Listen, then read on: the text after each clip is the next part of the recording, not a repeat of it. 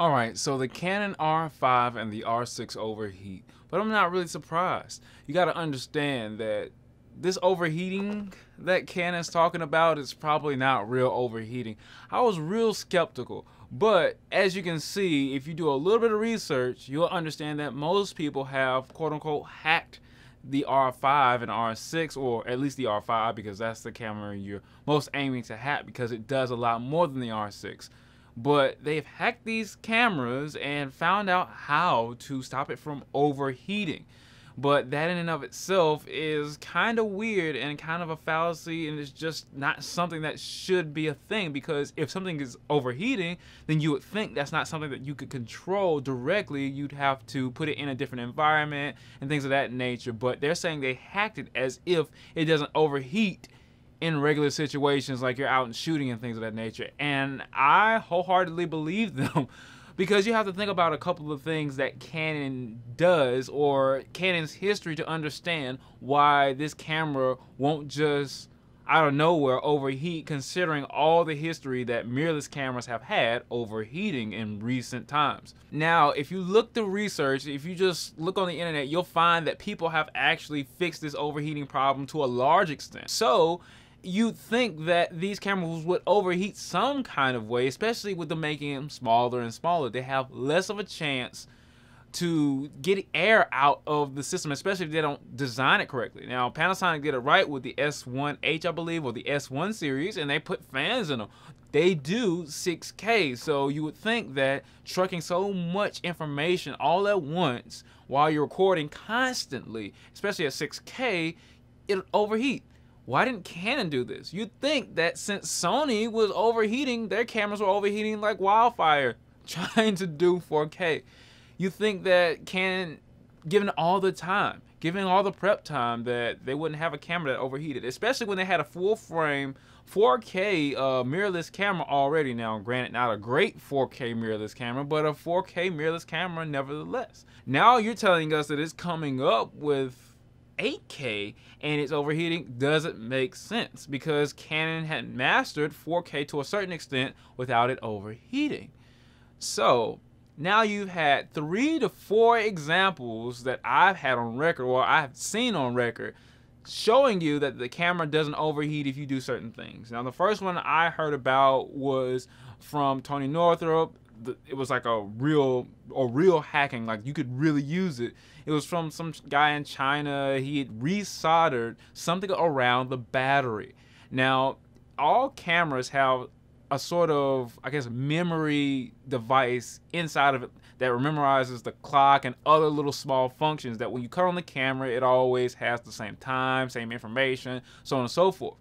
That's not so directly contributing to the regular battery that you get inside of the camera. It's a smaller battery that just keeps up with information, kind of like your car battery, or it's like a smaller battery inside your car that actually keeps up with the information. It's kind of the same way with your radio inside your car.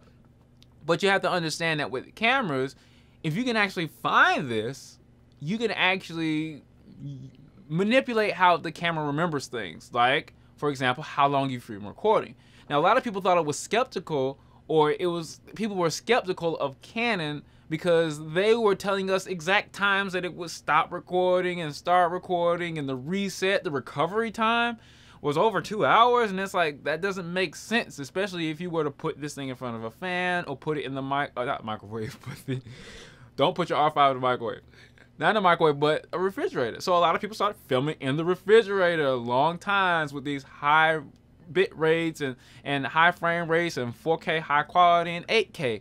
And they found out that the same thing happened, almost as if they were designing this camera to make it stop and reset and recover at certain times. So that's why this guy in the first example came up with resoldering some things around the battery, or resoldering the circuitry so the battery would be ignored and you could actually keep filming for almost levels or past levels of Sony a7S III, which is its competitor. But I don't think the Sony a7S III is a direct competitor to the Canon R5, and I'll get into that in another video. Matt Granger came up with this 5-cent, he said like a 5-cent hat, where he put a piece of rice inside the portion of the battery door which tells the camera whether or not the battery door is open or not. He blocked that little sensor in there with a piece of rice, and it keeps the camera from remembering whether or not you have power or something like that, or the battery's on or something like that. It essentially, of course, resets the battery memory once again,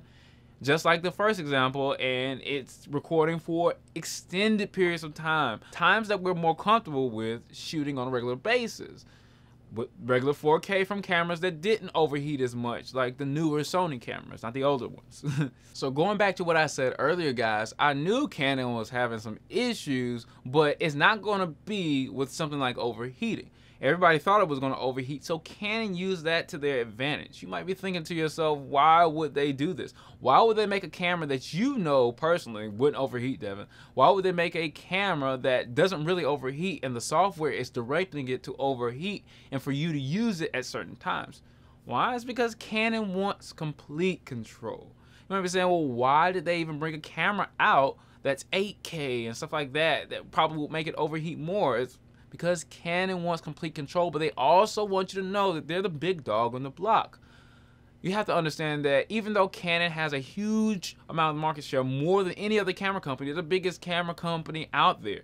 They have the most sales, and so that means they get the most revenue from cameras. That does not mean they're garnering all the attention and they're getting a lot of money, because you have to understand that camera sales are on the steady decline. As a matter of fact, they're pretty much like dropping down totally because of smartphones, and people think that smartphone pictures are better, so they're less inclined to buy your smaller DSLRs like your T3i, your T4i, your T5i, your T6, T7, T7i, T8i, 80D, 90D, so on and so forth, where Canon makes its big money.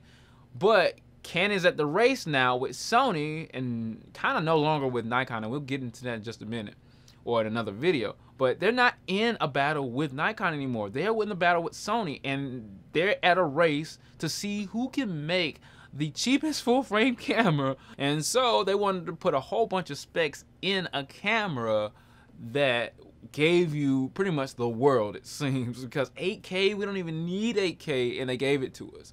4K high quality, and it's pretty good. It's, you know, it's really good actually. And they gave us all these frame rates, and they didn't give us everything that we wanted, like different frame rates at 1080p, but it looks like Canon is actually listening to us. All of a sudden you get this cripple, or as Casey would say on Camera Conspiracies, cripple hammer, that says we can't do it. It says that we can't do what it literally advertises that we can do, which makes us want more. So why did Canon advertise it so hard if they knew for a fact that it wasn't going to give us what their cameras usually give us, is a decent time in recording? Why would Canon do that? To make you want more, to make you purchase more Canon, to make you think Canon. Spout Canon out your mouth. It doesn't matter if it's negative publicity, it doesn't matter if it's positive publicity. If you're talking about a Canon camera, that's sales for them, because you're keeping Canon in your mind. And then when you look towards Canon, you might think to yourself, hey, Canon kind of has a good color science, even though it overheats, even though they cripple their cameras, even though this, that, and the other. And when you start to use Canons, you might be like, oh, okay, maybe I like this Canon despite what it doesn't give me or what it cripples. So with all this stuff, no negative publicity is bad publicity, especially not in this day and age. All publicity is good publicity. And then on top of that, when they market the camera, they market it to you so you want more. You want more out of Canon because you know they can do it now. Now you're going to be asking more out of Canon. You're going to keep Canon in your mind, in the back of your mind, because they're a competitor to Sony.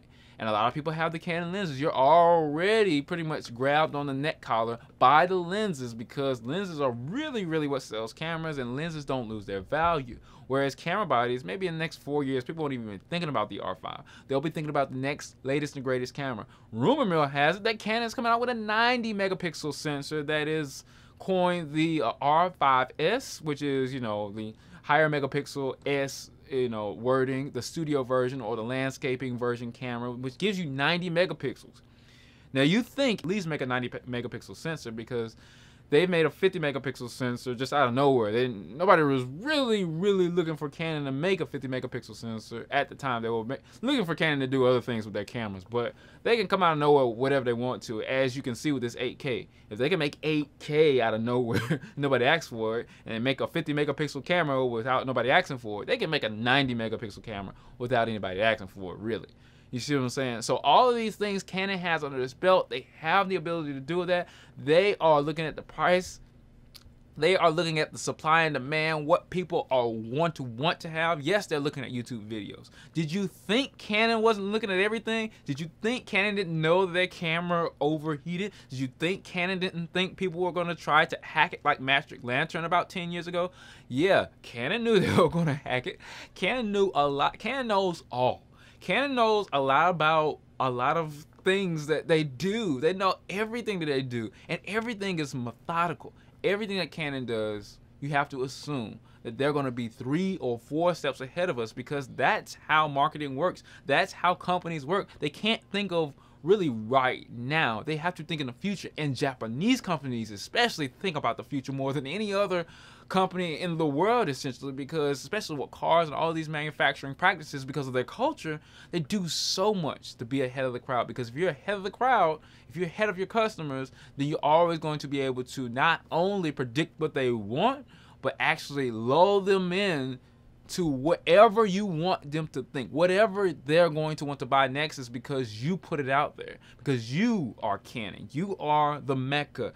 You have directed them to think certain ways now because you lead the industry in technology. And that leads us to think about what other things do Canon have under their belt, because they can put an 8K in a 45 megapixel camera, make it mirrorless, make it overheat sometimes, maybe never. So at the end of the day, what I think Canon's going to do is make this a, what I like to call, DLC game. Now, for those of you who play video games, know that there's something called DLC, downloadable content. Or for those of you who get the next latest greatest iPhone every installment, this is kind of the same thing. Because every smartphone and every video game have updates now. All these technological things have updates.